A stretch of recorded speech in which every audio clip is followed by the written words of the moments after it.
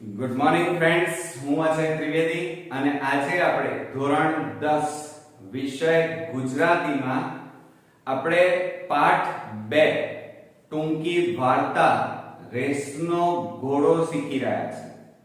મિત્રો, આજની વાર્તા છે રેસનો ઘોડો.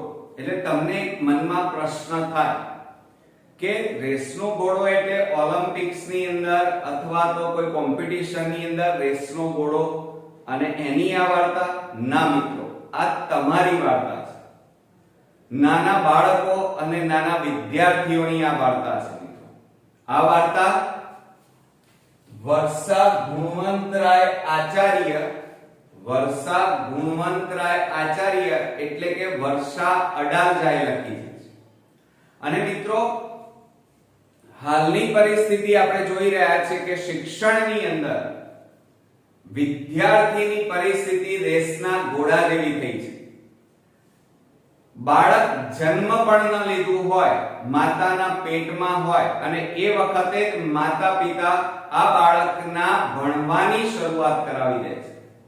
એના નર્સરીથી, એટલે કે 3 વર્ષનું પણ બાળક થયું ન હોય, બોલતું હજી તો દુનિયાને ઓળખી પણ ન હોય, પણ એ પહેલા એનું સ્કૂલમાં એડમિશન થઈ ગયું હોય.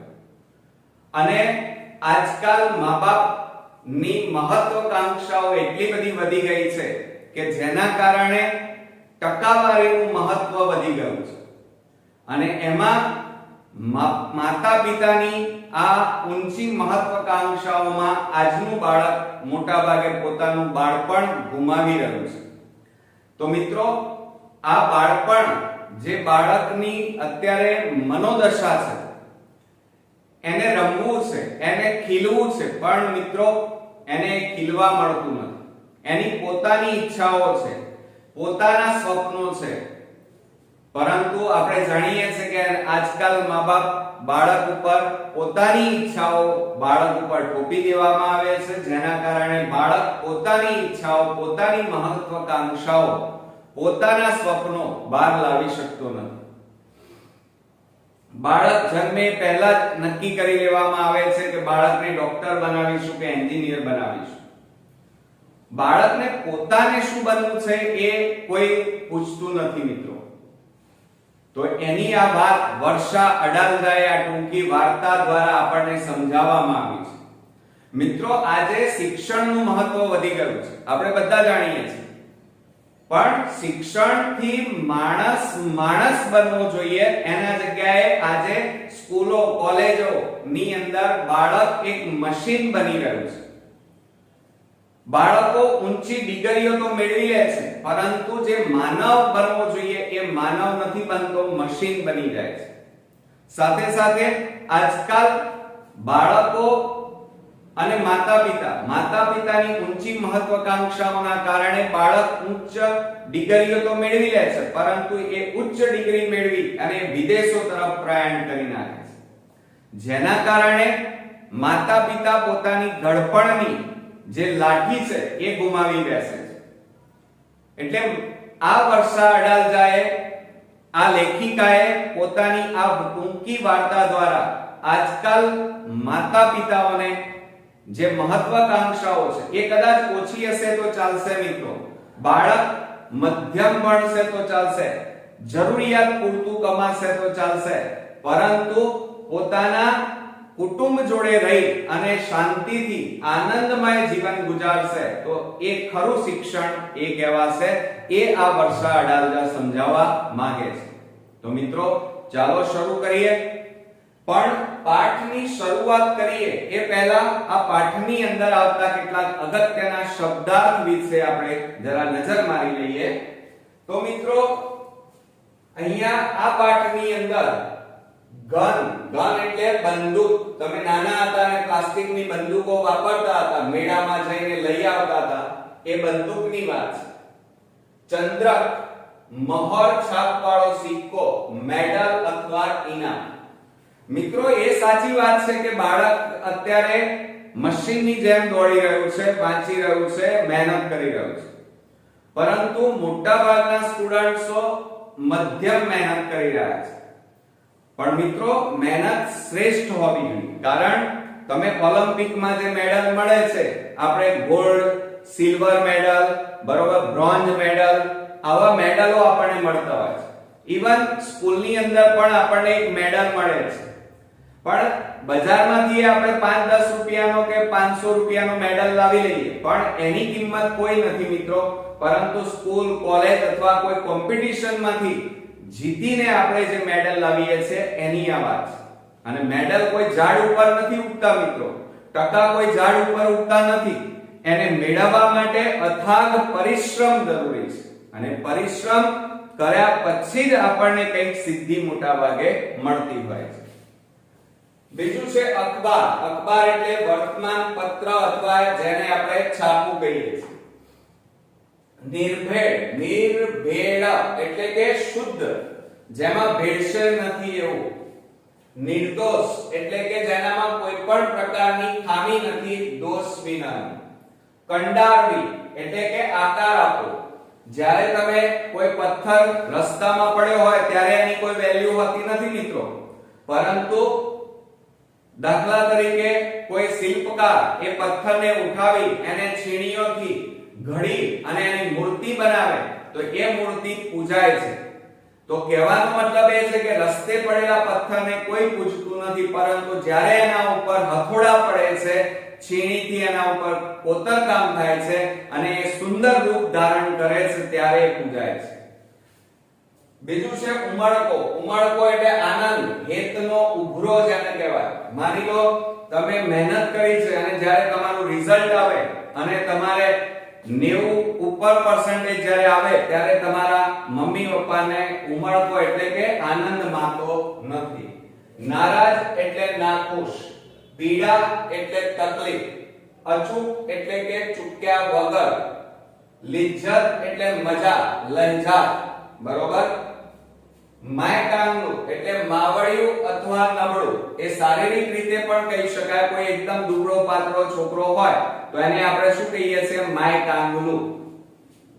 લાડ, લાડ એટલે પ્રેમ, સ્નેહ એટલે કે માનો જે પ્રેમ હોય એની અહીંયા વાત છે. ઠપકો એટલે કે દોષ બદલ. ઠપકો ક્યારે આપે આપણને? માતા પિતા અથવા ટીચર.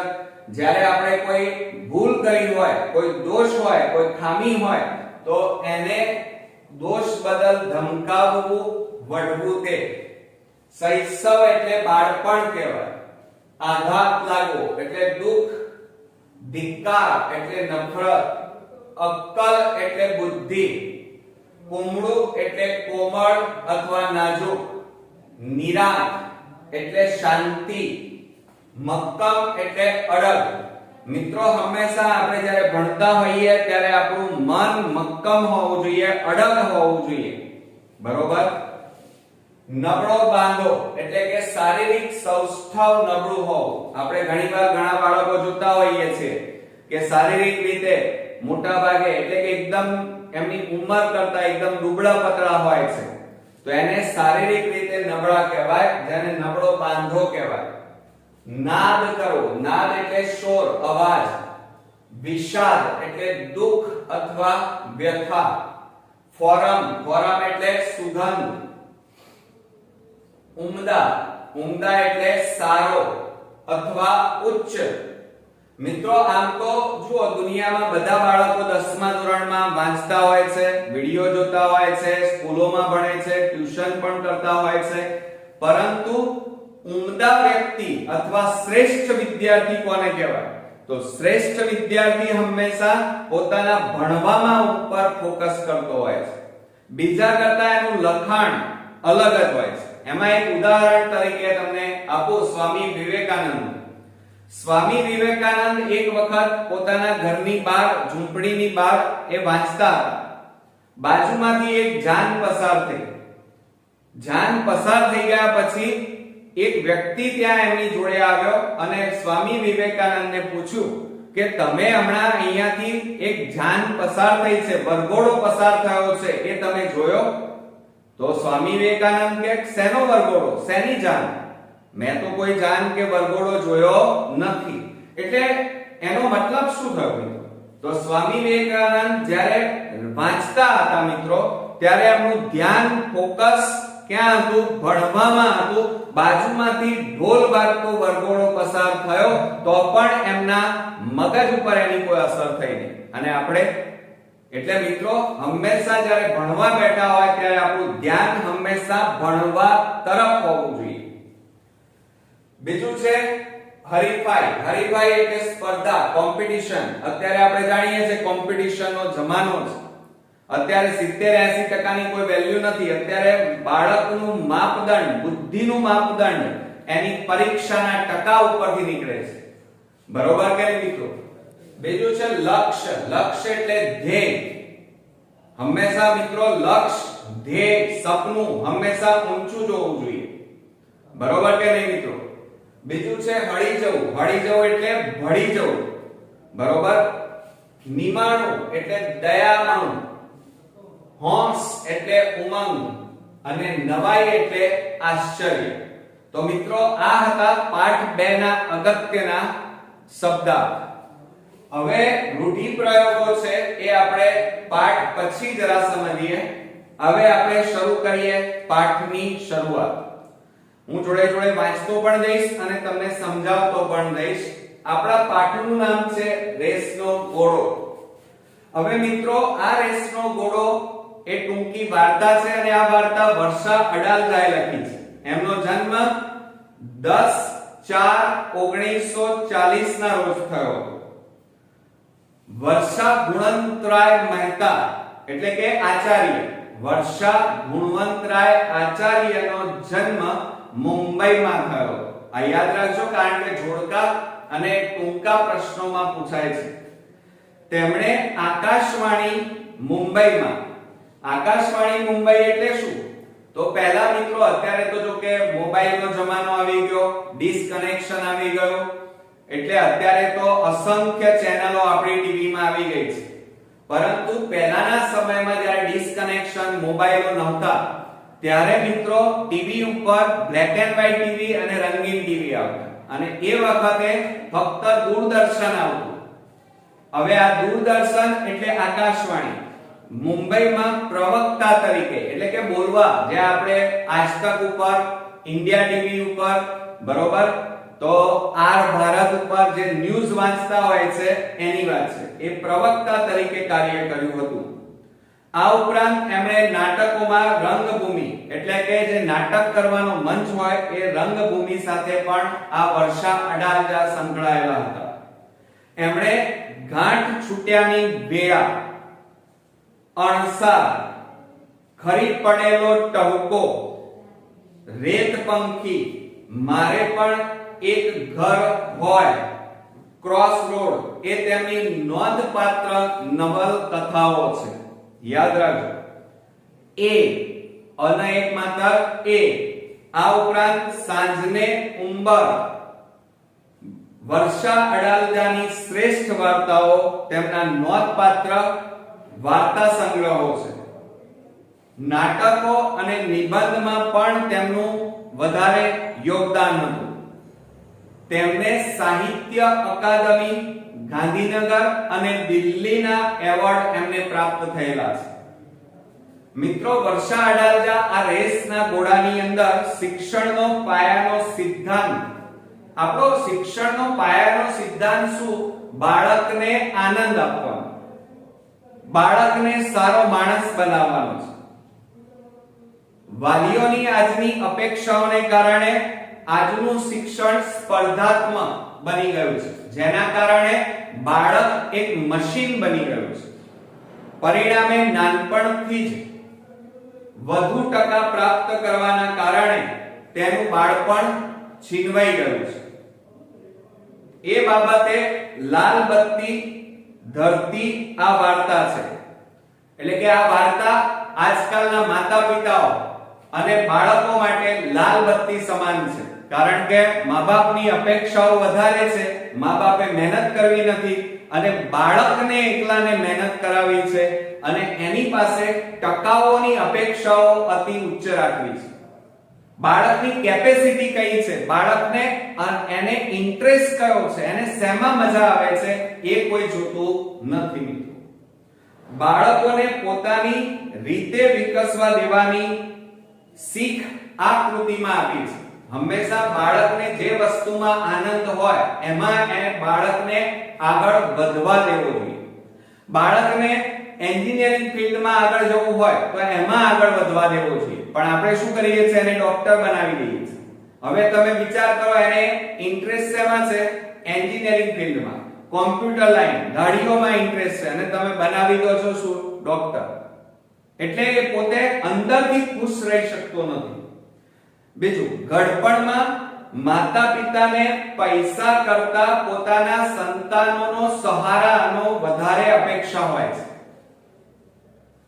ડોક્ટર બનીને, એન્જિનિયરો બનીને આજકાલ બાળકો પરદેશ જનાર છોકરાઓ કરતા આજે મોટા ભાગની બાળકોની દોડ કઈ બાજુએ છે? ડોક્ટર બનવું, એન્જિનિયર બનવું અને વિદેશ તરફ પ્રયાણ કરવું. પરંતુ જે બાળકો ઓછું ભણે છે પરંતુ પોતાના દેશમાં રહી અને પોતાના કુટુંબ સાથે રહી અને આનંદથી રહેતો જે દીકરો છે એ કુટુંબ, સમાજ અને દેશ માટે વધારે સારો ગણવામાં આવે છે, આવકાર્ય છે. આ બધા મુદ્દાઓ ઉપર વર્ષા અડાલજાએ થોડો મા-બાપ માટે અંદર એક ઉજાસ પાથર્યો છે, પ્રકાશ પાથર્યો છે. અહીંયા આપણે વાર્તાની હવે શરૂઆત કરીએ. વિનુ કાકા છે. વિનુ કાકા વાત-વાતમાં હંમેશા કહેતા, તમારા મમ્મી પપ્પા પણ કહેતા હશે મિત્રો, કે હંમેશા ઊંચું નિશાન રાખો, ઊંચા સપના જુઓ. તમારા ટીચરો પણ કહેતા હશે. હવે જો બધા ડોક્ટર બની જશે તો શું થશે મિત્રો? પણ અહીંયા વિનુ કાકા વાત-વાતમાં હંમેશા કહેતા કે નિશાન ઊંચું રાખવું જોઈએ. અંકિત એમનો જે છોકરો છે, પ્લાસ્ટિકની લાંબી ગન એટલે મિત્રો બંદૂક ઉપર ઝુમ્મર તરફ તાકીને, ઉપર ઝુમ્મર હતું એના ઉપર પ્લાસ્ટિકની પેલી બંદૂક તાકીને, અંકલ આટલું ઊંચું, બરોબર. હવે એને ખબર નતું કે ઊંચું નિશાન એટલે શું, એને એ સમજણ નહોતી મિત્રો. ચાલ એટલે વિનુ કાકા કહે, ચાલ બદમાશ. ક્યાંનો? વિનુ કાકા ગન લઈ લે છે, બરોબર. પેલા નાના બાળક પાસેથી ગન લઈ લે છે, અંકિત પાસેથી. પછી નાનકડા અંકિતને બાજુમાં બેસાડી વિનુ કાકા સમજાવે છે, બેટા સામાન્ય તો બધા ભણે, સામાન્ય તો આખી દુનિયા ભણે છે, જીવે પણ, બરોબર. કૂતરા પણ પેટ ભરે છે, કીડી મકોડા પણ જીવે છે, પરંતુ લાંબી ડિગ્રી મેળવે, હરીફાઈમાં ચંદ્રક, મેડલ લાવે, પહેલો નંબર લાવે, ટીવી અખબારમાં તારા ફોટા આવે, બસ તબ ક્યા બાત હૈ. એટલે મા-બાપ આપણને આવી શિખામણ આપતા હોય છે કે હંમેશા બેટા એવી મહેનત કરવી જોઈએ કે શ્રેષ્ઠ પરિણામ આવે, તારો ફોટો પેપરમાં આવે, ટીવીમાં આવે. એવું જો થઈ જાય તો મજા પડી જાય. વિનુ કાકા આ અંકિતને આ વાત કરે છે, એમ જે અંકિત નાનો છોકરો છે એને આ સમજાવે છે. અંકિત થોડું સમજે ન સમજે પણ મને અને સંજયને સંતોષ થતો. અંકિતને સલાહ શિખામણ આપવાની અમારે જરૂર ન રહે. ઘણીવાર બાળકોને મા-બાપની વાતો કચકચ લાગતી હોય છે. તમે જોયું હશે, તમે અત્યારે 10માં આવ્યા એટલે તમારા ઉપર ફ્રી ઓફ એડવાઇસ ચાલુ થઈ ગઈ હશે મિત્રો. જે આવે એ કહેશે મહેનત કરો, મમ્મી પપ્પા કહેશે મહેનત કરો, કોઈ પાડોશમાંથી આવે, કોઈ મહેમાન આવે, મહેનત કરો.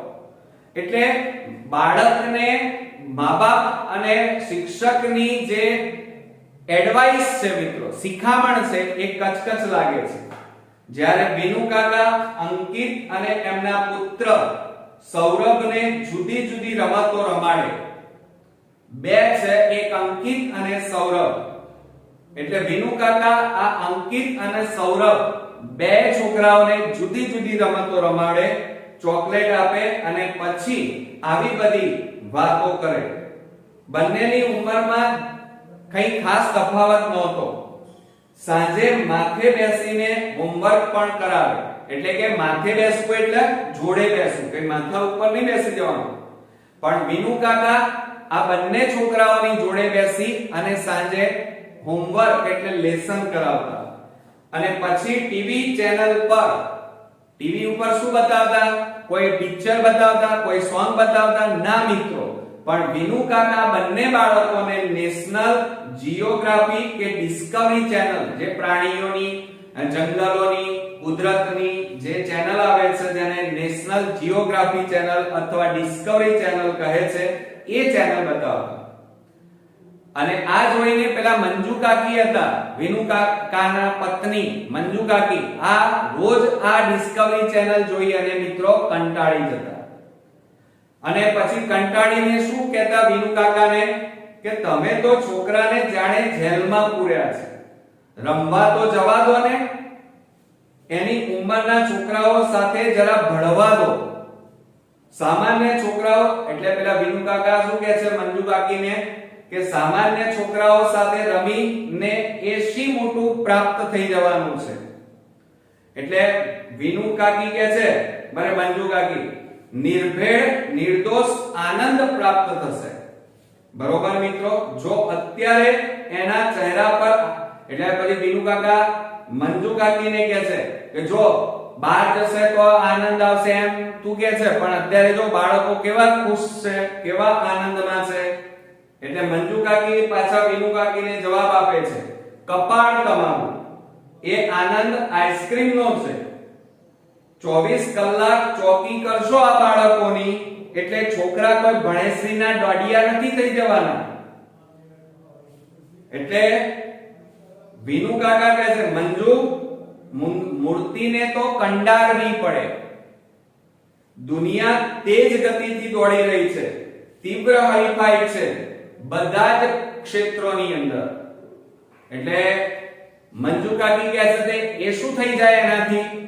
એટલે વિનુ કાકા કહે છે અરે તો લક્ષ્યાંક પર એટલે કે પોતાની મંજિલ પર પહોંચવું હોય તો ઘોડો જેમ રેસમાં દોડે છે એવી રીતે આપણે દોડવું પડે મંજુ. હારી ગયેલાનો કોઈ ભાવ પૂછતું નથી. એટલે આ વિનુ કાકા મંજુ કાકીને એમ કહે છે કે હારતા ઘોડા ઉપર, લંગડા ઘોડા ઉપર કોઈ પૈસા લગાવતો નથી, ગરડા ઘોડા ઉપર કોઈ પૈસા લગાવતો નથી. એ ઉદાહરણ દ્વારા મંજુ કાકીને વિનુ કાકા એમ કહે છે કે હંમેશા ઉચ્ચ ટકાવારી લાવવાથી જ તમને તમારી મંજિલ પ્રાપ્ત થાય છે. જેમ ઉગતા સૂરજને લોકો પાણી ચડાવે છે, જેમ ઉગતો સૂરજ પૂજાય છે, પણ એ જ સૂરજ આથમતો હોય સાંજે તો કોઈ એને પગે લાગે છે મિત્રો? ના. એટલે વિનુ કાકા મંજુ કાકીને પેલા બે બાળકો માટે એમ કહે છે કે આ બે બાળકો જો ઊંચા ટકા લઈને આવશે તો લોકો એને પૂછશે, એને સારી નોકરી મળશે. એટલે મંજુ કાકી કંટાળી જાય છે પાછા. હે ભગવાન, એમ કહે છે મંજુ કાકી, તમારા ભેજામાં ક્યાંથી આ ભૂસું ભરાયું છે? ગયા મહિને એસએસસી નું પરિણામ આવ્યું, ઝુંપડપટ્ટીનો છોકરો પહેલો આવ્યો કે નહીં?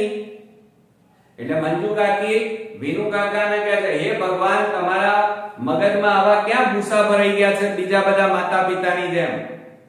એવું નથી કે તમે મોટા બંગલામાં એસી ક્લાસરૂમોની અંદર કે ટ્યુશન ક્લાસ બંધાઈ દેવાથી કે તમારો છોકરો કઈ ઊંચા ટકા લઈને આવી જશે, એવું નથી. આ વખતે બોર્ડમાં એસએસસી નું પરિણામ આવ્યું તો એમાં ઝુંપડપટ્ટીમાં રહેતો છોકરો બોર્ડમાં પહેલો નંબર લઈને આવ્યો. હવે ત્યાં એક ગુજરાતી શાળામાં ભણેલો હતો મિત્રો. એવું મંજુ કાકી વિનુ કાકાને કહે છે. વિનુ કાકા જવાબ આપે છે તારી સાથે માથાકૂટ નકામી છે. આવતા મહિનાથી સૌરભના કોમ્પ્યુટર ક્લાસ શરૂ થશે. એટલે મંજુ કાકી ગુસ્સે થઈ ગયા, વિફર્યા એટલે ગુસ્સે થયા. અને પછી બોલ્યા મંજુ કાકી, અત્યારથી 5મા ધોરણથી કોમ્પ્યુટર ક્લાસ? સૌરભ, ના પાડી દે બેટા પપ્પાને. જોઉં છું કેમ તને પરાણે એ કોમ્પ્યુટર ક્લાસ કરાવે છે. સૌરભ જે છોકરો હતો એને તરત કહી દીધું, ના મમ્મી, મારે કોમ્પ્યુટર શીખવું જ છે, પછી ક્લાસમાં મારો વટ પડી જશે. એવું સૌરભ એની મમ્મીને કહે છે. કોને? મંજુ કાકીને. મંજુ કાકી કંટાળીને બે હાથ જોડી દે છે. હે માતાજી, બાપ દીકરા બેને સારી સદબુદ્ધિ આપજો. બંને ગાંડા થઈ ગયા છે એમ આ ભણતર પાછળ.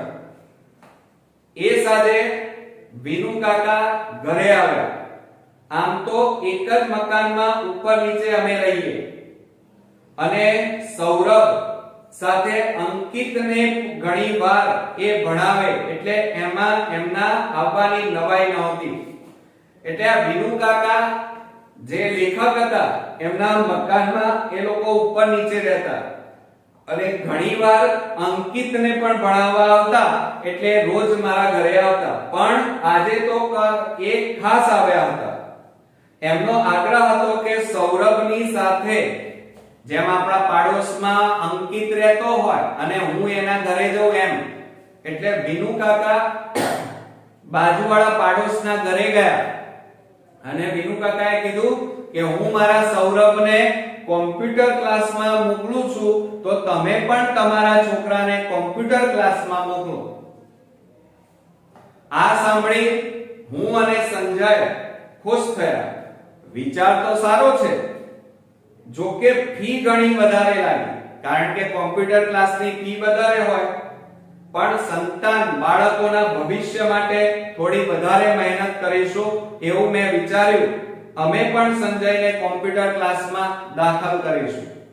મિત્રો અત્યારે આમ જોવા જઈએ તો અત્યારે ગાંડરિયા પ્રવાહ ચાલી રહ્યો છે. અઠવાડિયામાં 3 દિવસ સાંજે 2 કલાક અને રવિવાર 4 કલાક. જોકે એટલે કોમ્પ્યુટર ક્લાસ હતા એની ફી વધારે હતી, પણ તેમ છતાં અઠવાડિયામાં 3 દિવસ સાંજે 2 કલાક જવાનું અને રવિવારે 4 કલાક કોમ્પ્યુટર ક્લાસ. જોકે અંકિત નારાજ હતો. આમાં બાળક જે નાનો હતો અંકિત, એને આ ગમ્યું નહોતું, પણ પોતાનું ભલું બુરું ક્યાંથી સમજી શકે. હવે આમ નાના બાળકને બિચારાને શું ખબર પડે કે મારે આ સ્કૂલમાં ભણવું છે કે આ કોમ્પ્યુટર ક્લાસ કરવો છે, એને કશી ખબર ના પડે. ઘરથી નજીકના બાલ મંદિરમાં હું સાંજે ગરીબ વસ્તીના બાળકોને ભણાવતી હતી. એક કામ માટે પગારનો તો કોઈ સવાલ જ નહોતો. હું ખૂબ ઉમળકાથી એમને ભણાવતી હતી. એ બાળકો પણ મારી સાથે હળી ગયા હતા. તોય ભારે હૃદયે મેં એ કામ છોડી દીધું અને અંકિતની ફી માટે ટ્યુશન કરવા લાગી. હવે જે આ અંકિતની મમ્મી હતી એ શું કરતી, એમના ઘરની બાજુમાં એક ગરીબ ઝૂંપડપટ્ટી હતી અને ગરીબ બાળકોને એ મફતમાં ભણાવતી હતી અને બાળકો પણ મસ્ત ભણતા હતા. પણ હવે આ અંકિતને કોમ્પ્યુટર ક્લાસમાં મૂકવા માટે એની મમ્મી પેલા ગરીબ બાળકોને ભણાવવાનું છોડી દઈ અને એની ટ્યુશનની એટલે કે જે કોમ્પ્યુટર ક્લાસની ફી છે એ ચૂકવવા માટે પૈસા તો લાવવા પડે. એટલે મમ્મીએ કઈ ક્યાંકથી પૈસા તો લાવવા પડે એટલે એમણે એક્સ્ટ્રા વધારાના ટ્યુશન કરવાના શરૂ કર્યા. હું સંજયને ઘણીવાર કહેતી, આપણે કેટલા નસીબદાર છીએ કે વિનુ કાકા આપણા પાડોશી છે.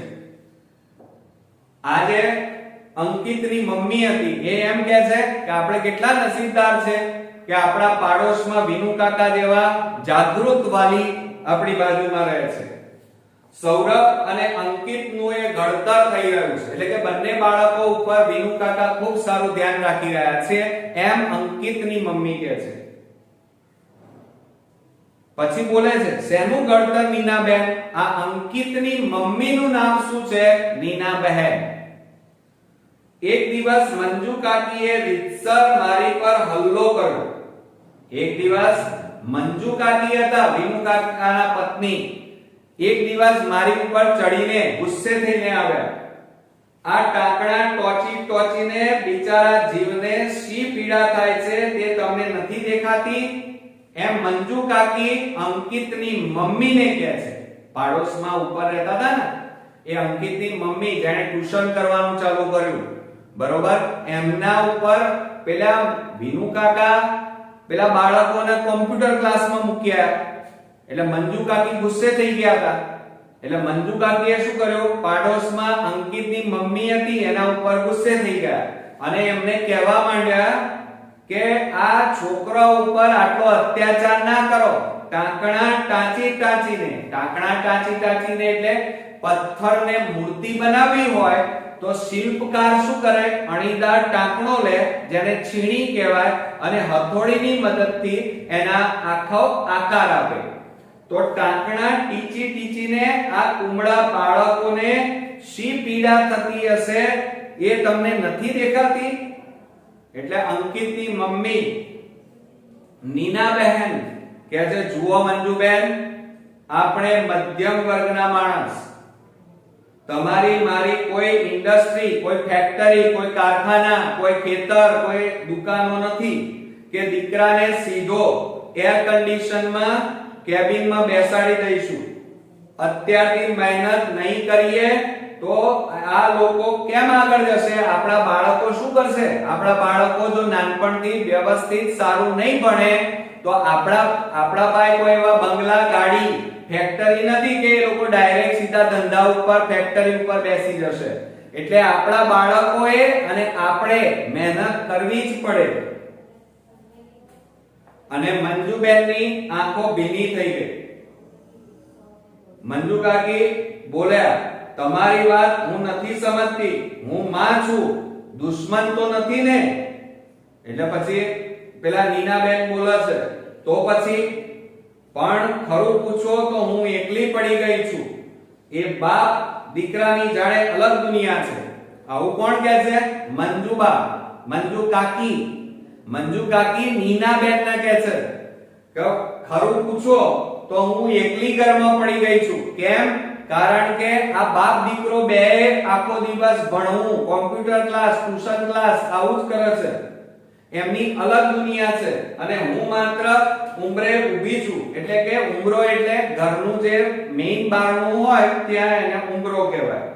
મારા દીકરાને રેસના ઘોડાની જેમ દોડાવે છે. આ તો વાત સાચી છે. આજકાલના મા-બાપો શું કરી રહ્યા છે?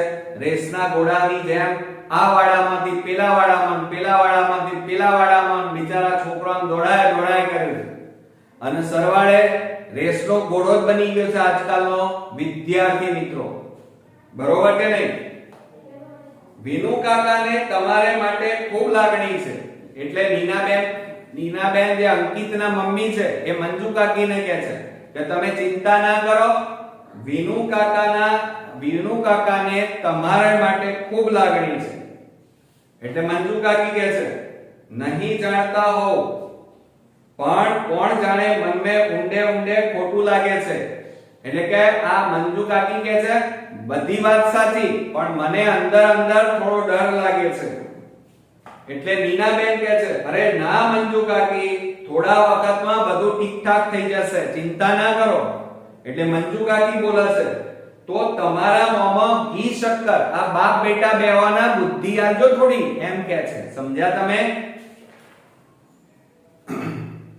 હવે મંજુ કાકી ઉતાવળે ગયા, પણ આવું મંજુ કાકી નીનાબેન ને કહી ગયા ને એટલે મંજુ કાકી તો જતા રહ્યા. એટલે નીનાબેન જે હતા અંકિતના મમ્મી, એના મનમાં પ્રશ્નાર્થ મૂકી ગયા. મંજુ કાકીનું આવું વિચારવું ઠીક હતું? બરોબર, હું તૈયાર થવા લાગી. અમારા ઘરથી થોડે દૂર નાનો બગીચો છે. આ કોણ વિચારી રહ્યું છે? નીનાબહેન, અંકિતના મમ્મી. મંજુ કાકી ગયા પછી નીનાબહેનના મગજમાં અસંખ્ય વિચારો આવવા લાગ્યા કે આ મંજુ કાકી કેમ આવું કહે છે. એટલે એના મનમાં અસંખ્ય પ્રશ્નો ઊભા થયા. એટલે આ નીનાબહેન પોતાના ઘરથી થોડે દૂર નાનો બગીચો છે. સંજયને ઓફિસથી આવતા મોડું થવાનું હોય ત્યારે, આ સંજય કોણ છે? તો નીનાબહેનના પતિ, અંકિતના પપ્પા. સંજયને ઓફિસથી આવતા મોડું થવાનું હોય ત્યારે હું એટલે નીનાબહેન અને અંકિત સાડીની પાટલી હાથમાં જ રહી ગઈ. કેટલા વખતથી અંકિત તો રમવાના વખતે મારી સાથે બગીચામાં રમવા આવ્યો જ નથી.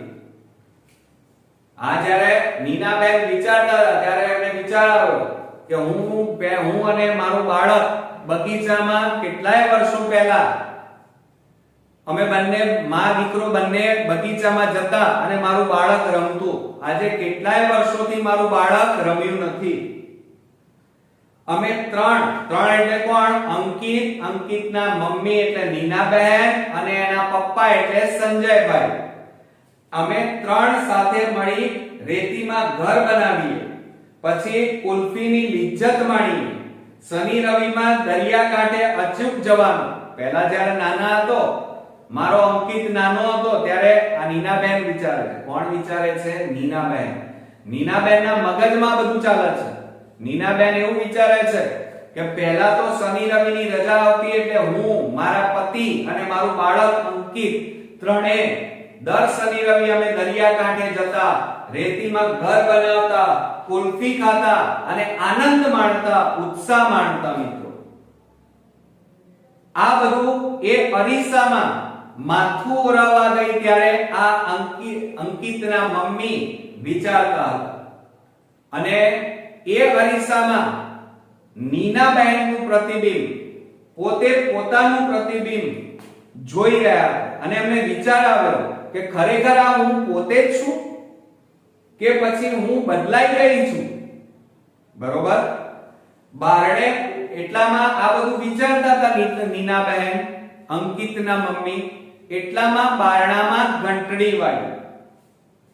સાડી જેમ તેમ નીનાબહેને પહેરી લીધી અને બારણું ખોલ્યું તો અંકિત, એમનો પુત્ર, એકદમ નિમાણો ચહેરો, નિમાણો એટલે એકદમ દયાવાળો ચહેરો. ગભરાઈને મેં એને કપાળે હાથ મૂક્યો તો શરીર ગરમ. નીનાબહેન પોતાના ઘરમાં હતા, વિચારતા હતા. અરીસાની સામે ઊભા હતા એટલામાં ઘંટડીનો બેલ વાગ્યો. દરવાજા ઉપર ગયા. દરવાજા ઉપર જઈ અને દરવાજો ખોલ્યો તો એમનો છોકરો અંકિત એકદમ ઢીલો થઈ ગયો હતો, નિમાવળો થઈ ગયો હતો, દયાજનક એની સ્થિતિ હતી. એટલે મને ચિંતા થઈ. કોને? નીનાબહેનને. એની મમ્મીને ચિંતા થઈ અને એની મમ્મીએ તરત કપાળે હાથ મૂક્યો. માં કહેવાય. આપણે જાણીએ છીએ કે આ પૃથ્વી ઉપર ભગવાન પછીનું કોઈ રૂપ હોય તો એ છે માં. કેમ? કારણ કે ભગવાન બધી જગ્યાએ પહોંચી ના શકે મિત્રો, અને એટલા માટે ભગવાને પોતાનું બીજું રૂપ બનાવ્યું અને એ છે માં. આ દુનિયામાં તમારી જોડે આખી દુનિયા ચાલતી હશે, પણ એક સમય એવો હશે કે તમે એકલા પડેલા હશો, તમારી જોડે કોઈ દુનિયા નહીં હોય, પણ તમારી માં તમારી જોડે હશે. અને મિત્રો, આ દુનિયામાં પ્રેમ કરતા શીખવાડ્યું કોણે? માએ. માં એ વાત્સલ્યનો સમુદ્ર છે મિત્રો, દરિયો છે. અને દરિયામાંથી આપણો જન્મ થયેલો છે. એટલે દરેક વ્યક્તિ પ્રેમ કરતા શીખ્યો, પણ કોની પાસેથી? બાપ પાસેથી? ના, માં પાસેથી. તો આ જે નીનાબહેન હતા એ અંકિતને કપાળે હાથ મૂક્યો, અને મૂક્યો એટલે અંકિતનું શરીર ગરમ હતું, તાવ આવેલો હતો. બરોબર? અને મેં તરત અંકિતને કીધું. કોણે? નીનાબહેન. નીનાબહેન બોલે છે બધું. જલ્દી કપડા બદલાવી સુવડાવી દીધો. નીનાબહેને પેલા અંકિતને તાવ આવ્યો એટલે કપડા બદલાવી દીધા અને પછી સુવડાવી દીધો. દવા આપી અને માથે હાથ પસવારતી બેસી રહી. કોણ બેસી રહી? માં બેસે મિત્રો. ખ્યાલ આવ્યો? તમે એક પ્રખ્યાત સિરિયલ હતી, એમાં એક વાક્ય અનોખું કહેવામાં આવ્યું. એક શ્રેષ્ઠ ક્રિકેટરને પૂછવામાં આવ્યું કે તમારી સફળતા માટે કોનો હાથ છે? તો એમણે એક જવાબ આપેલો મિત્રો કે એક વૈજ્ઞાનિકે પણ એવું કીધેલું કે માણસના ઉચ્ચ હોદ્દા માટે, એટલે કે માણસની સફળતા માટે એક સ્ત્રીનો હાથ હોય છે. અને એ એક સ્ત્રી એટલે કોણ? એની માં. પણ એ માણસની બરબાદી પાછળ કોનો હાથ હોય છે? તો અનેક સ્ત્રીઓનો હાથ હોય છે. એટલે મિત્રો, માં એ વાત્સલ્યનો દરિયો કહેવાય છે. એનું કારણ છે મિત્રો, તમને તાવ આવ્યો અને તમે ઘરે જાઓ, આ અંકિત ઘરે આવ્યો, માએ તરત જ જોયું કે અંકિત મારો. આ બધું કોણ જોઈ શકે? માં જ જોઈ શકે મિત્રો. દુનિયાની કોઈ વસ્તુ પોતાના બાળકને ન ઓળખી શકે. ભલે આખી દુનિયા તમને એમ કહેતી હોય કે હું બેઠો છું પણ જ્યારે ખરેખર સમય આવે ત્યારે તમે એકલા જ હોય અને એ વખતે મિત્રો તમારી પાસે તમારી માં જ જોડે હોય છે. એ ક્યારેક પોતાના બાળકને એકલું, ચાહે તમે ગમે તેટલા મોટા થઈ જાઓ, પણ માં પોતાના બાળકને ક્યારેય એકલું પડવા દેતો નથી. ઈવન એ માં મૃત્યુ પામે તો પણ એ માં પેલા પોતાના સંતાનના હૃદયની અંદર વસવાટ કરી અને એને સપોર્ટ કરતી હોય છે, એની ભાળ રાખતી હોય છે. એટલે આ મીના બહેન પોતાના બાળકને દવા આપી અને માથે હાથ ફેરવી અને બાળકને જોતી રહી અને આ માનો એક સ્પર્શ થાય મિત્રો. આ રીતે અંકિતને સુવડાવી દીધો અને એટલી વારમાં અંકિત થોડી જ વારમાં ઘસઘસાટ ઊંઘી ગયો.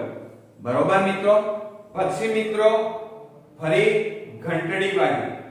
અંકિત સૂઈ ગયો અને ફરીથી ઘંટડી વાગી અને નીના બહેને ઘરનું બારણું ખોલ્યું તો બારણા ઉપર વિનુ કાકા અને એમના પાડોશી વિનુ કાકાનો છોકરો સૌરભ હતા.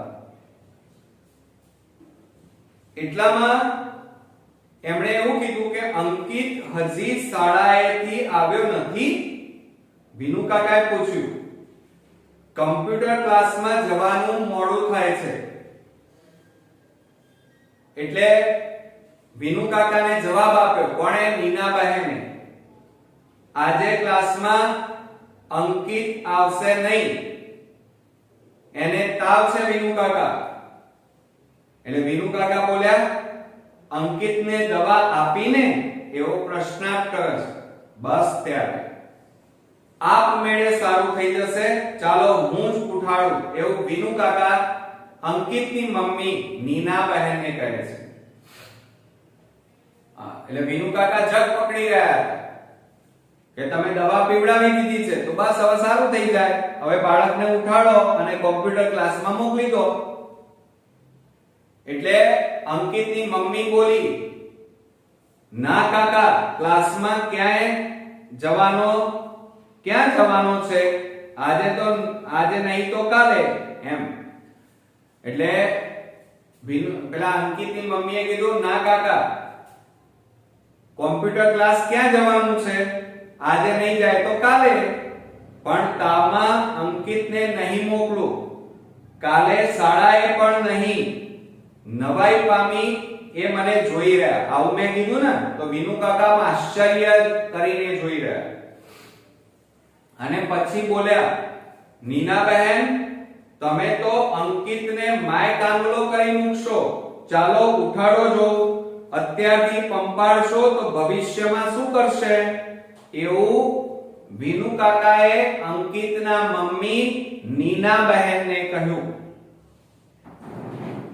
એટલે પછી અંકિતની મમ્મી બોલી, એને મોટા થઈને ભવિષ્યમાં જે કરવું હોય તે ત્યારે એ નક્કી કરશે, પણ તાવ છે, તાવમાં તો હું એને અંકિતને કોમ્પ્યુટર ક્લાસમાં તો નહીં જ મોકલું. એટલે વિનુ કાકા કદાચ અંદર આવી જાય એ ડરથી બારણામાં જ ઊભા રહી મેં મક્કમતાથી વિનુ કાકાને જવાબ આપી દીધો અને કહ્યું.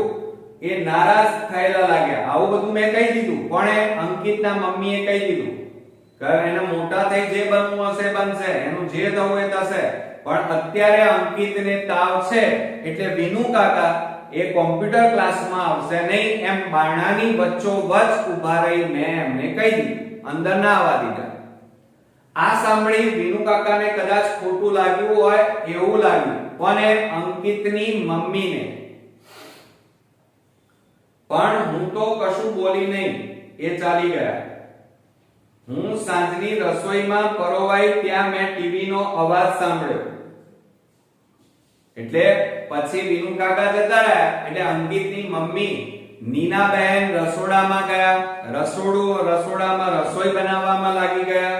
એટલામાં રસોડામાં રસોઈ કરતા હતા એટલામાં ટીવીનો અવાજ આવ્યો અને એટલામાં નીનાબેનને ઓચિંતું નવાઈ લાગી કે આ ટીવી નો અવાજ ક્યાંથી આવ્યો, એટલે જોવા માટે નીનાબહેન રસોડામાંથી બહાર રૂમમાં આવ્યા. જોયું તો અંકિત ટીવી પરના કોઈ ગીતને રસપૂર્વક જોઈ રહ્યો હતો. હવે આ ભાઈ તો એક બાજુ તાવ આવ્યો હતો એટલે એની મમ્મીએ સુવાડી દીધો હતો, પણ આ ભાઈ તો થોડીક જ વારમાં પાછા ટીવી આગળ બેસી ગયા અને ટીવી ઉપર સોંગ સાંભળવા માંડ્યા પિક્ચરના. એટલે નીનાબહેન બોલ્યા, અરે અંકિત બેટા, તારી તબિયત સારી નથી, તું આરામ કરજો. એટલે અંકિતે હસીને કહ્યું, હવે મને સારું છે મમ્મી. એટલે અંકિતાબેન અરે નીનાબેન હતા, એમણે અંકિતના માથે કપાળે હાથ મૂક્યો તો તાવ ગાયબ. મેં કપાળે હાથ મૂક્યો તો તાવ ગાયબ. એણે મારો હાથ પકડ્યો, લાડથી કહ્યું, ચાલ ને મમ્મી, ઘણા વખતથી આપણે બગીચામાં ગયા નથી, પણ પછી તને તાવ અને તારું હોમવર્ક. એટલે પેલો અંકિત હતો, એણે એની મમ્મીને કીધું કે મમ્મી ચાલ ને આજે આપણે બગીચામાં જઈએ, ઘણા સમયથી આપણે બંને બગીચામાં ગયા નથી. એટલે પેલી અંકિતની મમ્મી બોલી, પણ બેટા તને તો તાવ આવેલો છે ને હવે આપણે બગીચામાં કેવી રીતે જવાય? હવે તાવ ઉતરી ગયો છે એવું અંકિત બોલ્યો. અમે બંને એટલે કે અંકિત અને નીનાબહેન બંને બગીચામાં ગયા. એ સાંજે અંકિતે ખૂબ હિંચકા ખાધા. આ બધું કોણ કે છે? નીનાબહેન. કમ્પ્યુટર ક્લાસમાં પરીક્ષા થઈ. અંકિત માંડ પાસ થયો. સૌરભને સર્ટિફિકેટ ઓફ મેરિટ મળ્યું. કોનું? વિનુ કાકાનો છોકરો સૌરભ. એને કોમ્પ્યુટરમાં સર્ટિફિકેટ મળી ગયું ભાઈ. અને આ અંકિત બીમાર પડ્યો, બગીચામાં ગયો, એટલે એ માંડ કોમ્પ્યુટર ક્લાસમાં પરીક્ષામાં પાસ થયો. એ સાંજે સંજય અંકિત પર પહેલી વાર ગુસ્સો થયો. એટલે અંકિતના પપ્પા હતા, બરોબર, એમને ખબર પડી કે ભાઈ મારો છોકરો માંડ પાસ થયો છે અને વિનુ કાકાનો છોકરો મેડલ લઈને આવ્યો છે, સર્ટિફિકેટ લઈને આવ્યો છે. એટલે પેલા અંકિતના પપ્પા અંકિત ઉપર ગુસ્સે થયા, સંજયભાઈ, બરોબર, પહેલવેલી ગુસ્સે થયા. વિનુ કાકા આવ્યા એટલામાં ઠપકાના સુરે વિનુ કાકા બોલ્યા, આ બધું તમારા લાડનું પરિણામ છે નીનાબહેન. હવે આ વખતે હું જ ધ્યાન રાખીશ. વિનુ કાકા ઠપકો આપે છે, કાલ ઓછા માર્ક તમારા કારણે આવ્યા, તમે એને બહુ લાડ લડાવતા હતા ને, એટલે હવે તમારે ધ્યાન નહીં રાખવાનું, અંકિતનું હું ધ્યાન રાખીશ. એટલામાં અંકિતની મમ્મી બોલી. મેં તરત કહ્યું, કોણે? નીનાબહેને, અંકિતની મમ્મીએ, ના વિનુ કાકા, હવે મારે અંકિતને કોઈ કોમ્પ્યુટર ક્લાસ કરાવવો નથી. એટલે વિનુ કાકા બોલ્યા, અરે પણ એમ તે હોય, કોમ્પ્યુટર ક્લાસ તો કરાવવા જ પડે ને. એકવાર ઓછા માર્ક આવ્યા એટલે કોઈ ભણવાનું થોડી છોડી દેવાય. એટલે અંકિતની મમ્મી બોલી, એટલા માટે નહીં, પણ જરા મોટો થાય ત્યારે અમે એને જ પસંદ કરવા દઈશું કે એને શું કરવું. એ રાતે સંજય પણ મારા પર બહુ ગુસ્સે થયા. એટલે કે પેલા અંકિતના પપ્પા હતા, એ આ નીનાબેન ઉપર પણ ગુસ્સે થયા. અને પછી સંજયભાઈ બોલ્યા અંકિતના પપ્પા નીનાબેનને, એમની પત્નીના, તું જાણે છે ને નીના, મારા સંજોગો એવા હતા કે હું જિંદગીમાં બહુ આગળ ન આવી શક્યો. અંકિત માટે હું બધું કરી છૂટવા તૈયાર છું. એટલે નીનાબેન બોલ્યા, તમે એને એક ચીજ આપશો, અંકિત પણ ખુશ, હું પણ ખુશ. આવું નીનાબેન એમના પતિને કહે છે. એટલે સંજયભાઈ બોલે છે, જરૂર, પણ મોંઘી તો નથી ને, એવું સંજયભાઈ કહે છે. એટલે નીનાબેન કહે છે, ખૂબ કિંમતી છે, પણ તમારે રોકડા ચૂકવવા નહીં પડે. એટલે સંજયભાઈ કહે છે, એટલે નીનાબેન એમની પત્ની કહે છે, અંકિતને એનું શૈશવ આપો સંજય. એમના પતિનું નામ શું છે? અંકિતના પપ્પાનું નામ સંજય, સંજયભાઈ. એટલે જે અંકિતની મમ્મી હતી એ સંજયભાઈને એમ કહે છે કે મને અને અંકિતને એક વસ્તુ જોઈએ છે. એટલે એમના પતિ કહે ભાઈ મોંઘી તો નથી ને, હું આપીશ પણ મોંઘી તો નથી ને. એટલે પછી નીનાબેન કહે છે ના મોંઘી નથી, એના માટે કોઈ પૈસા ચૂકવવાના નથી, પણ આપણા બાળક અંકિતને એનું શૈશવ એટલે કે બાળપણ આપો બસ. સાંજે ઘણીવાર હું અને અંકિત બગીચામાં જતા. અંકિત હું એટલે નીનાબહેન. ઘણીવાર નીનાબહેન અને અંકિત બંને બગીચામાં જતા. ત્યાં એને હિંચકો ખાતો, બીજા બાળકો સાથે રમતો જોતા મને થતું ના મારો નિર્ણય સાચો હશે. આવું કોણ વિચારતું? નીનાબહેન, અંકિતના મમ્મી, સંજયભાઈના વાઇફ પત્ની. પણ પેલા વિનુ કાકા જે પાડોશી હતા એ એમને એમ છોડેવા હતા? વિનુ કાકા સૌરભને ભણાવે ત્યારે અંકિતને લઈ જતા. વિનુ કાકા હતા એ જ્યારે એમના છોકરાને ભણવા બેસાડે ત્યારે મારા છોકરા એટલે હું એટલે અંકિતની મમ્મી નીનાબહેન મારા છોકરાને પણ એ લઈ જતા.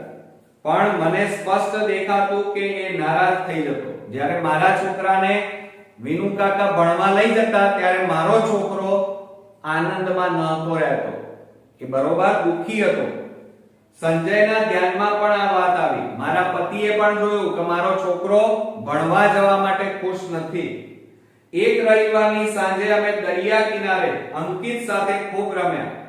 એટલે કે હું એટલે નીનાબહેન, સંજયભાઈ એમના પતિ અને એમનો છોકરો અંકિત આ ત્રણેય દરિયા કિનારે ખૂબ રમ્યા રવિવારે. પાણીમાં પલળ્યા પણ ખરા, ભીંજાયા એટલે પલળ્યા. પછી આઈસ્ક્રીમ ખાતા ખાતા એને પૂછ્યું પેલા અંકિતને, બેટા અંકિત તારે વિનુ કાકા પાસે કેમ નથી ભણવું? એ કહેતા હતા કે તું ભણવામાં ધ્યાન નથી આપતો. આવું કોને પૂછ્યું? અંકિતને, એના મમ્મી પપ્પાએ. પણ સૂર્યાસ્ત થઈ ગયો હતો અને હળવે હળવે અંધકાર ઉતરી રહ્યો હતો. હાથમાંનો ફુગ્ગો એને છોડી દીધો. આ પૂછ્યું ને એટલે. અને એને દૂર સુધી હવામાં ઉડતો જોઈ રહ્યો. પેલો ફુગ્ગો ઉડી ગયો ને દરિયા કિનારે એના હાથમાંથી, એટલે ફુગ્ગાને જોઈ રહ્યો. પછી અચાનક પેલો અંકિત બોલ્યો, મને વિનુ કાકા જરાય ગમતા નથી. અંકિતે એના મમ્મી પપ્પાને કીધું કે મને વિનુ કાકા જરાય ગમતા નથી. એટલે અમે બંને આઘાતથી જોઈ રહ્યા. કેમ ભાઈ, એવું તે શું થયું? અમે બંને આઘાતથી અંકિતને જોઈ રહ્યા. આવો ધિક્કાર અંકિતમાં અમે કદી જોયો ન હતો. પછી ધીમે ધીમે મંજુ કાકી પાસેથી મને ખબર પડી. બરોબર, નીનાબહેન મારું માનો તો અંકિતને મારે ત્યાં ભણવા મોકલતા જ નહીં. આવું કોણે કીધું? પેલા વિનુ કાકા હતા. એ વિનુ કાકાની પત્ની એટલે મંજુ કાકી. બરોબર, એ મંજુ કાકીએ અંકિતના મમ્મી નીનાબહેનને કીધું કે તમારા છોકરાને મારા ઘરે ભણવા ન મોકલતા. કેમ? કારણ કે મારા વરને, વર એટલે કોણ? વિનુ કાકાને અક્કલ નથી.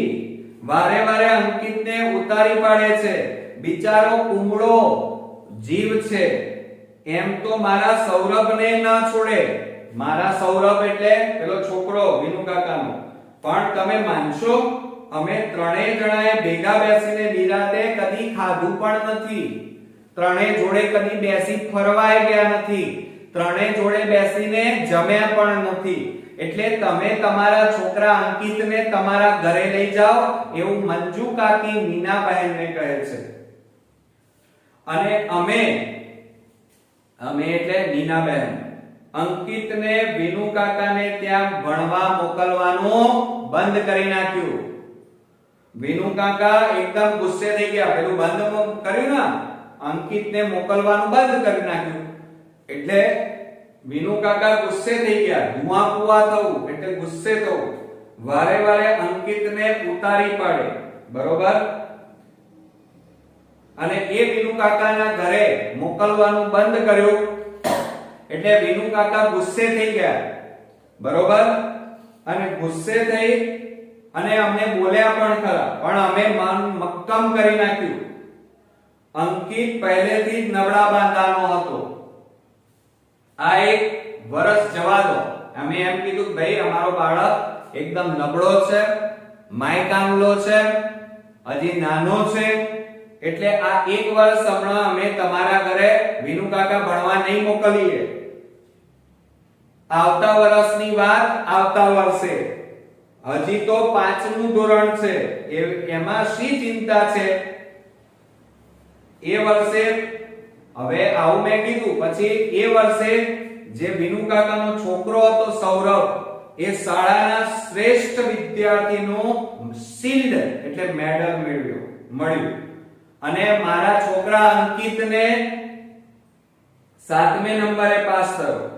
પરિણામ તો અમે પહેલેથી જ જાણતા હતા, પણ અંકિતના મમ્મી પપ્પા જે બગીચામાં ફરવા પણ જતા, દરિયા કિનારે જતા, એમની વાત છે.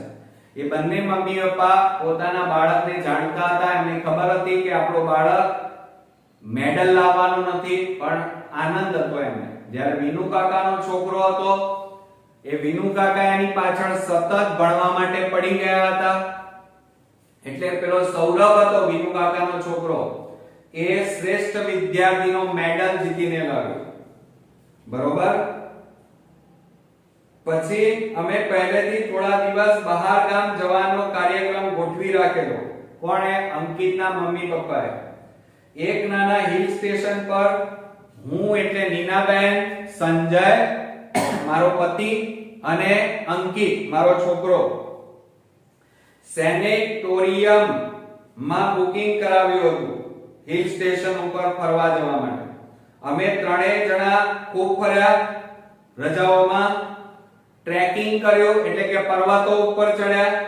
એના પાસ થવાની ઉત્તીર્ણ એટલે પાસ થવાની ખુશાલીમાં મેં એને રામાયણ અને મહાભારતની બાળ કથાઓના પુસ્તકો ભેટમાં આપ્યા.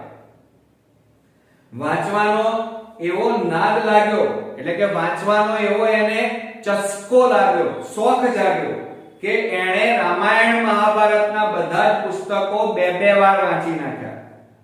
અમે ચિંતામાં હતા, કોણ? નીનાબહેન અને સંજયભાઈ, કે અંકિત અને સૌરભને જુદા પાડવા શાળા બદલીએ તો સારું. ત્યાં તો બંનેના વર્ગ જુદા થવાથી અમને મોટી હાસ થઈ. કેમ? કારણ કે પાડોશમાં કોણ હતું? વિનુ કાકા અને એમનો છોકરો સૌરભ, અને એમની બાજુમાં કોણ રહેતું હતું? નીનાબહેન, સંજયભાઈ અને અંકિત. હવે અંકિત બિચારો નબળો હતો અને સૌરભ ભણવામાં હોશિયાર હતો, એટલે વારે ઘડીએ બંનેની ચર્ચા ભણવામાં થતી. એટલે અંકિતના મમ્મી પપ્પાએ એવું નક્કી કર્યું કે આપણો છોકરો નબળો છે, એટલે આપણે આ ચર્ચામાં પડવું નથી અને આપણે આપણા બાળકનું બાળપણ બગાડવું નથી. બરોબર, હજી આપણું બાળક નાનું છે. બરોબર, એટલે એમણે શું વિચાર્યું મનમાં કે આ સૌરભ જોડે જો મારો છોકરો ભણશે તો વારે ઘડીએ વિનુ કાકા એને બોલશે, ધમકાવશે. એટલે આપણા છોકરા અંકિતને સ્કૂલ બદલાવી દઈએ તો સારું. પણ એટલામાં જ બંનેના વર્ગો અલગ પડી ગયા, એટલે અમને મજા પડી ગઈ. એટલે સ્કૂલ બદલવાની જરૂર પડી નહીં. અંકિત પણ આનંદમાં રહેવા લાગ્યો, જાણે મુઠ્ઠીઓ વાળી સતત દોડવામાંથી એનો છુટકારો થઈ ગયો. એટલે એ રેસમાં હતો, વારે ઘડીએ એની જોડે કમ્પેરિઝન થતી. વિનુ કાકા વારે ઘડીએ ટોન્ટ મારતા, તમને પણ મારતા હશે. જોયું બાજુવાળાનો છોરો કેટલું વાંચે છે, કેટલા ટકા લાવ્યો, તું પણ વાંચ, આવા ટોન્ટ મારતા હોય મા-બાપ. તો એમાંથી આ બાળક અંકિતને છુટકારો મળી ગયો. બરોબર મિત્રો, પછી આખી વાત પરથી અમારું ધ્યાન હટી ગયું. મને દિવસો હતા અને મારી તબિયત સારી રહેતી ન હતી. હું તો શરૂઆતમાં ખૂબ ઉદાસ રહેતી હતી, પણ અંકિત તો ખુશ થઈ ગયો હતો. મારી ખૂબ કાળજી રાખે. આ કોણ વાત કરી રહ્યું છે? નીનાબેન અને અંકિતની વાતો છે. નીનાબેન કહે કે આ બંને છોકરાઓ અલગ પડી ગયા, બંનેના વર્ગો અલગ થઈ ગયા, પછી હું બીમાર પડી, પણ મારો છોકરો અંકિત મારી બહુ દેખરેખ રાખતો. સાંજે સ્કૂલથી આવી પોતાની મેળે જ દૂધ પી લઈ અને જલ્દી હોમવર્ક કરી લેતો. પછી સાંજની રસોઈમાં મને મદદ કરે. વિનુ કાકાએ દ્રશ્ય જોઈને ગયેલા. એથી તો એમની નારાજી, એટલે કે એથી તો વિનુ કાકા જોયું કે ભાઈ આ બાજુવાળાનો છોકરો તો જાતે બધું કરી લે છે, બરોબર. એટલે વિનુ કાકાને ગમ્યું નહોતું. વિનુ કાકા થોડા ગુસ્સે થઈ ગયેલા હતા અને હવે તો એક બિલ્ડિંગમાં રહેવા છતાં એક લિફ્ટમાં મળી જાય વિનુ કાકા એ પૂરતો જ સંબંધ રહ્યો હતો. એટલે હવે અમારી જોડે બહુ બોલતા નહીં. હા, મંજુ કાકી બપોરે ડોક્યુ કરતા. મંજુ કાકી બિચારા સારા હતા. મારા માટે અચૂક ગરમ નાસ્તો લાવતા. સૌરભ સીડીનું એક પગથિયું ચડી રહ્યો હતો, તોય એમની આંખમાં વિષાદ ડોકાતો હું જોઈ શકતી. એટલે કહેવાનો મતલબ કે સૌરભ કોણ? વિનુ કાકાનો છોકરો, મંજુ કાકીનો છોકરો. એ સૌરભ હોશિયાર છોકરો, અંકિત નબળો હતો. સૌરભ એક ધોરણ આગળ જઈ રહ્યો હતો. એમની આંખમાં, કોની? મંજુ કાકીના આંખમાં એક દુઃખની લાગણી હતી મિત્રો. પછી શું થયું? મને એટલે નીનાબેનને મને દીકરી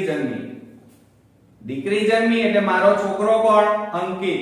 અંકિતને ગાંડો ગેલો થતો જોતા હું અને સંજય, મારો પતિ સંજય, બંને હસી પડ્યા. અંકિતને એની પર ઓળઘોળ થતો જોઈ મનમાં કોઈ અજબ સુખ અનુભવાતું. અંકિતને નાની બેન આવી, બરોબર. એટલે અંકિત તો બહુ આનંદમાં હતો, એની બેનને ખૂબ સારું રાખતો. આ જોઈ હું અને મારો પતિ સંજય બહુ ખુશ થતા.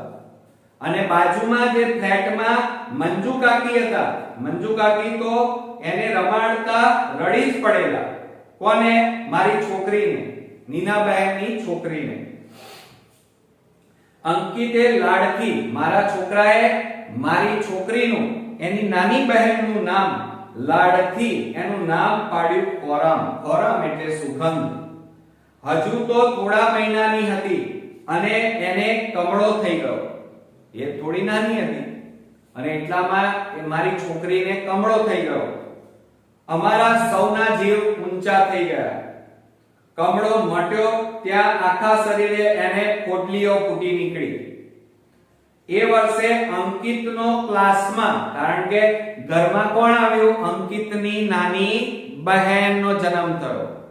એટલે અંકિત તો મોટા ભાગે ભણવામાં ન રહ્યો, પેલી નાની બહેનને રમાડવામાં અને મોટા ભાગે સમય પસાર કર્યો. અને એટલામાં પાછી એની બેન બીમાર પડી, એને કમળો થઈ ગયો, બરોબર. પાછી એ મટ્યો એટલે એને આખા શરીરે પોટલીઓ થઈ ગઈ. અને એ વર્ષે અંકિતનું જે ક્લાસમાં રિઝલ્ટ હતું એ 31મો નંબર આવ્યો. અમે બે એને વડી શકીએ એમ નહોતા, અમે અંકિતને બોલી શકીએ એમ નહોતા. ભણવાનો એને ખાસ સમજ ક્યાં મળ્યો હતો. એટલે અમે બંને વિચાર્યું, કોણે? અંકિતના મમ્મી પપ્પાએ વિચાર્યું કે મારા છોકરાને અંકિતને ભણવાનો સમય આ વર્ષે મળ્યો નથી, કારણ કે અમારા ઘરમાં છોકરીનો જન્મ થયો, એ બીમાર પડી, એટલા માટે અંકિતને ભણવાનો સમય મળ્યો નહીં. એટલા માટે એનો ક્લાસમાં 31મો નંબર આવ્યો. એટલે અમે એને ભણી શક્યા નહીં. બેટા જો, મંજુ કાકી બપોરે વિનુ કાકાથી છાની કેક લઈને આવેલા. હવે એક દિવસ શું થયું કે ફ્લેટમાં પેલા મંજુ કાકી હતા, એક વખત છાનામાના વિનુ કાકાના છાનામાના કેક લઈને અમારા ઘરે આવ્યા. બેટા, મારી પરીક્ષામાં તો તું પાસ છે હો અંકિત, એવું મંજુ કાકી પેલા અંકિતને કહે છે. અંકિતને શું કહે છે મંજુ કાકી? કે બેટા, તું મારી પરીક્ષામાં પાસ છે, ભલે સ્કૂલની પરીક્ષામાં તારો 31મો નંબર આવ્યો, પણ તું મારી પરીક્ષામાં પાસ છે. હવે મિત્રો મંજુ કાકી એક દિવસ નીચે ફ્લેટમાં વિનુ કાકાથી સંતાઈને વિનુ કાકાથી છૂટતે મોટા ભાગે છાનામાના કેક લઈને નીચે પેલા અંકિતના ઘરે એટલે કે અમારા ઘરે આવે. હું એટલે તમારે એમ સમજવાનું, હું એટલે મારું અત્યારે એમ સમજવાનું કે હું કોણ છું? અંકિતની મમ્મી. અને પછી આ મંજુ કાકી મારા ઘરે આવી અને મારા છોકરા અંકિતને કહેવા લાગ્યા, બેટા મારી પરીક્ષામાં તો તું પાસ જ છે હો, ચિંતા ના કરતો.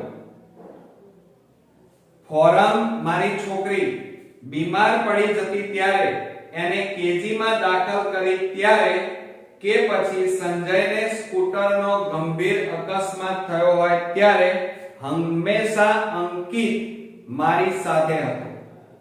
એટલે જ્યારે મારી છોકરી નાની ફોરમ બીમાર પડી ત્યારે મારા પતિ સંજયને એક્સિડન્ટ થયો ત્યારે મારો છોકરો બંને વખતે મારી જોડે હતો. એસએસસી માં હવે છોકરાઓ મોટા થઈ ગયા. વિનુ કાકાનો છોકરો સૌરભ 92% આવ્યા અને મારા છોકરા અંકિતને 68% આવ્યા. સૌરભે સાયન્સમાં એડમિશન લીધું, અંકિતે મારા છોકરાએ કોમર્સમાં, અને મેં અને સંજયે એને સરસ કિંમતી ઘડિયાળ ભેટ આપી હતી.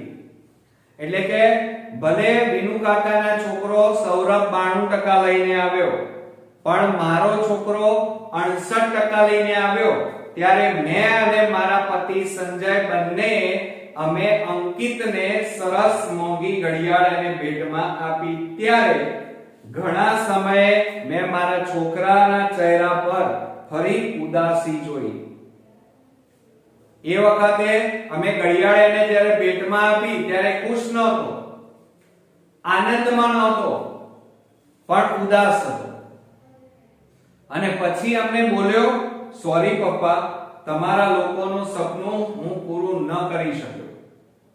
એટલે અંકિતે અમને આવું કીધું. એટલે મેં અંકિતને કીધું, તું માત્ર ડિગ્રી મેળવે એ અમારું સપનું નહોતું બેટા, તું એક ઉમદા માણસ બને એવું અમે બંને જરૂર ઈચ્છતા હતા અને એ સપનું સાચું પડશે એવી અમને શ્રદ્ધા છે, એમ અંકિતના મમ્મી પપ્પા કહે છે.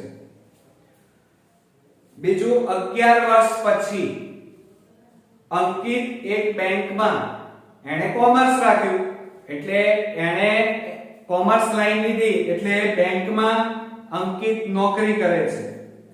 કિડની ફેલ થઈ જવાથી સંજયનું મૃત્યુ થયું.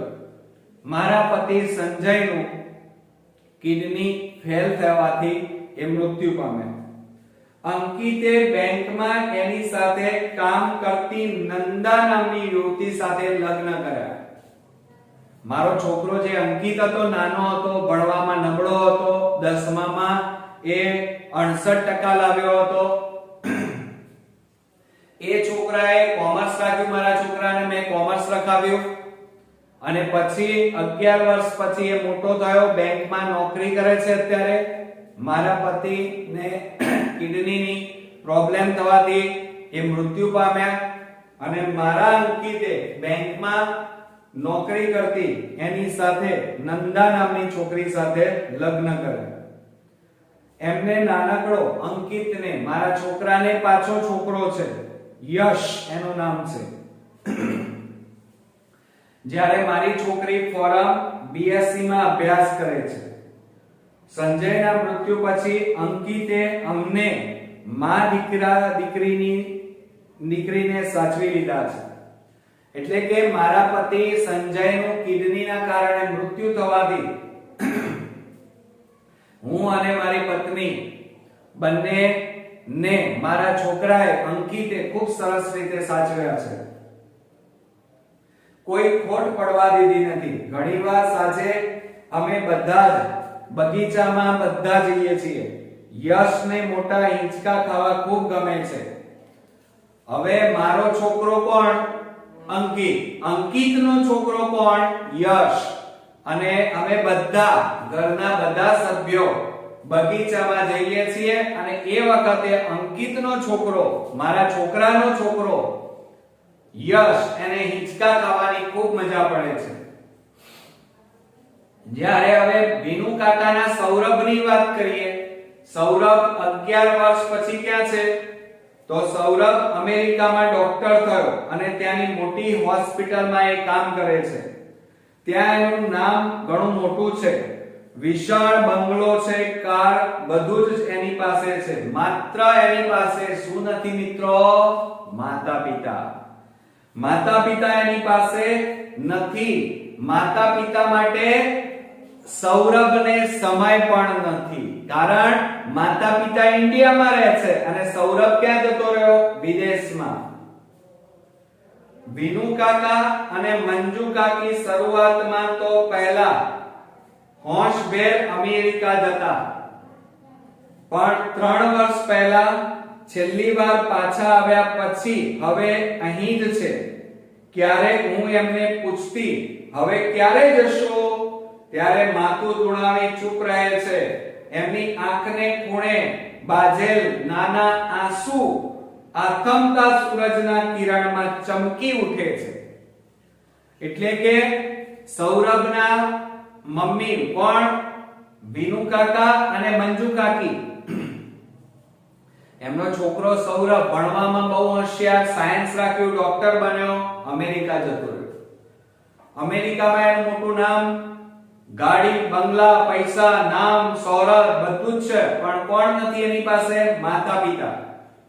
મંજુ કાકી અને વિનુ કાકા બંને અવારનવાર અમેરિકા જતા અને પાછા ઇન્ડિયા આવી જતા, પણ હવે કેટલાય સમયથી વિનુ કાકા અને મંજુ કાકી અમેરિકા જતા નથી.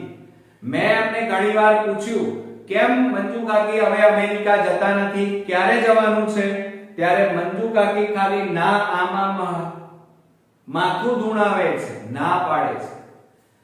પણ એ જ્યારે ના પાડે ત્યારે એમની આંખોના ખૂણામાં આંસુ મોટા ભાગે છુપાઈને બેઠા છે, જે સૂરજની અંદર ચમકતા દેખાય છે.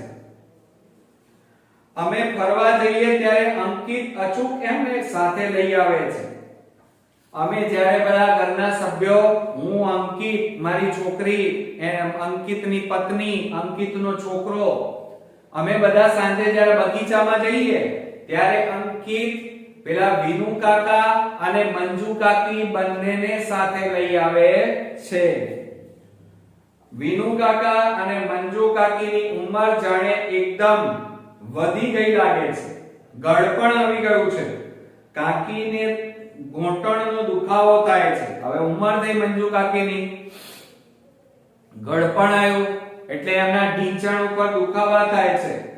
ફોરમ નો હાથ પકડીને ધીમે ધીમે ચાલે છે. મારી દીકરી ફોરમ એ મંજુ કાકીનો હાથ પકડી અને એમને ધીમે ધીમે ચલાવે છે. બગીચો ખાલી થવા લાગે છે, હલકો અંધકાર ઉતરે છે. અંકિત કાકાનો હાથ પકડી ઉઠાડે છે. હવે શું થયું? અમે બધા બગીચામાં ગયા. હું, મારો અંકિત, અંકિતનો છોકરો યશ, અંકિતની પત્ની નંદા, પછી મારી બેટી ફોરમ, મંજુ કાકી, વિનુ કાકા, અમે બધા બગીચામાં ગયા. બગીચામાં બધા આનંદથી બેઠા હતા. પછી જ્યારે અંધારું થયું એટલે અમે બધા ઘેર આવવા લાગ્યા, એટલે કે ઊભા થયા. પણ એ વખતે પેલા વિનુ કાકા, જ્યારે વિનુ કાકા આમ બેસી રહ્યા હતા આંખો બંધ કરીને, એટલે અંકિત વિનુ કાકાને ઉઠાડવા, હાથ પકડવા ગયો અને કહ્યું, ચાલો વિનુ કાકા ઘરે જઈશું. કાંડે બાંધેલી કિંમતી ઘડિયાળમાં જોયા વગર તેઓ કહે છે, કોણ કહે છે? વિનુ કાકા. વિનુ કાકા અંકિતને કહે છે કે કાંડે બાંધેલી કિંમતી ઘડિયાળ જોયા વગર વિનુ કાકા અંકિતને કહે છે, હા બેટા ચાલ, બહુ મોડું થઈ ગયું. શું કહે છે વિનુ કાકા પેલા અંકિતને? હા બેટા ચાલ, બહુ મોડું થઈ ગયું. મિત્રો આ હતી આપણી રેસનો ઘોડો, એક સુંદર વાર્તા વર્ષા અડાલજા, જેમણે સુંદર રીતે આપણને એક સંદેશો આજના માતા-પિતા અને બાળકોને આપ્યો છે. આપણે જાણીએ છીએ કે આજના માતા-પિતા પોતાના બાળક પાછળ એક સુંદર રીતે એમનો ઉછેર કરી શકે, બરોબર, એમના સપના પોતાના રીતે પૂરા કરી શકે, એમને જે વસ્તુમાં એમને ઇન્ટરેસ્ટ હોય એમાં એ લોકો આગળ વધે. બીજું, બાળકોનું બાળપણ છીનવાઈ ન જાય, બાળકો હસતા ખીલતા રમતા અને આગળ વધે. અને બીજું કે આજનું બાળક મશીન ન બની જાય, રેસનો ઘોડો ન બની જાય અને ભલે ઓછું ભણે, મીડિયમ ભણે, ઓછું કમાય, પણ પોતાના કુટુંબ જોડે સમય વિતાવે, એવો સંદેશો આ પાઠમાં આપવાનો પ્રયત્ન વર્ષા અડાલજા આપણા લેખિકાએ કર્યો છે. મિત્રો, આજે આપણે આ પાઠની અંદર આવતા કેટલાક રૂઢિપ્રયોગોની વાત કરીએ તો ભારે હૈયે, વિનુ કાકા ભારે હૈયે. ભારે હૈયે એટલે દુખી હૃદય.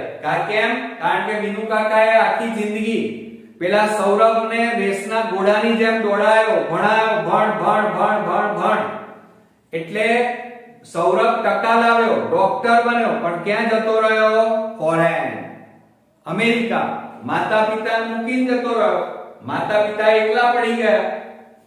ધુઆ કુઆ થવું એટલે ખૂબ ગુસ્સો આવવો, ગાંડા ગેલા થઈ જવું એટલે વારી જવું, ગાંડા ગેલા થઈ જવું એટલે કંઈ સૂઝવું નહીં એમ, વટ પડવો એટલે આબરૂ, તમારો છોકરો ટકા લાવે એટલે આપણે વટ પડી જાય એમ. છુટકારો થવો એટલે બંધનમાંથી મુક્ત થવું. માનો વરસાદ પડે અને સ્કૂલમાં રજા પડી જાય તો છોકરાઓ ને ભણવામાંથી શું મળી જાય? આજનો દિવસ છુટકારો મળી જાય, બંધનમાંથી મુક્ત થઈ જાય. આંખ ભીની થવી એટલે કે લાગણી સભર થવું. ભૂસું ભરાવું, ભૂસું ભરાવું એટલે ખોટી વાત ઘર કરી જવી. જેમ કે વિનુ કાકાના મનમાં એક ભૂસું ભરાઈ ગયું હતું, બરોબર. ઓળ ગોળ થઈ જવું એટલે કે લાગણી સભર થવું. જીવ ઊંચો થઈ જવો, બરોબર. જે અંકિતના મમ્મી હતા, એ પેલા અંકિતને તાવ આવ્યો એટલે એની મમ્મીનો જીવ ઊંચો થઈ ગયો એટલે કે ચિંતા થવી. નિશાન ઊંચું રાખવું એટલે કે ધ્યેય ઊંચો રાખવો, સ્વપ્નો ઊંચા જોવા. તો મિત્રો, આજનો આ પાઠ રેસનો ઘોડો મેં મારી રીતે તમને ખૂબ સુંદર રીતે સમજાવવા પ્રયત્ન કર્યો છે. મને ચોક્કસ ખાતરી છે કે આ પાઠ તમને ખૂબ સરસ રીતે સમજાઈ ગયો હશે. મિત્રો, આ વિડિયો અચૂકથી પહેલેથી છેલ્લે સુધી જોઈ લેજો, જેથી કરીને પછી આ પાઠના પ્રશ્નો, સ્વાધ્યાયના પ્રશ્નો તમે તૈયાર કરવા બેસશો તો તમને સહેજ પણ અઘરા નહીં લાગે અને જલ્દી તમે તૈયાર કરી શકશો અને સમજીને તૈયાર કરી શકશો. બરોબર મિત્રો? તો નેક્સ્ટ વિડિયોમાં પાછા નવા ચેપ્ટર સાથે ફરી મળીએ. ત્યાં સુધી ગુડ નાઈટ મિત્રો.